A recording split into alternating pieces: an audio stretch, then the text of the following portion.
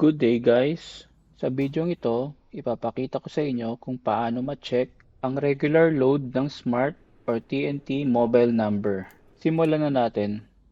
I-tap natin ang call icon sa ating mobile phone at i-dial natin ang *123#.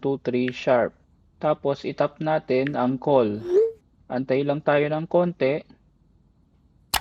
at ayan na sa screen ang balance. So dito sa video, ang balance ng aking TNT mobile number ay 10 pesos.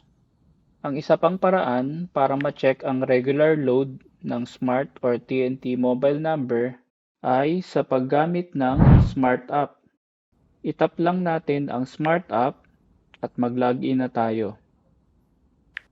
I-type lang natin sa given space ang ating Smart or TNT mobile number at password at itap lang natin ang login.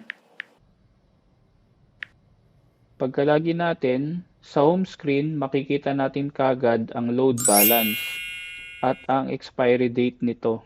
So ayun guys, ganun lang kadali ma-check ang regular load balance ng Smart or TNT mobile number.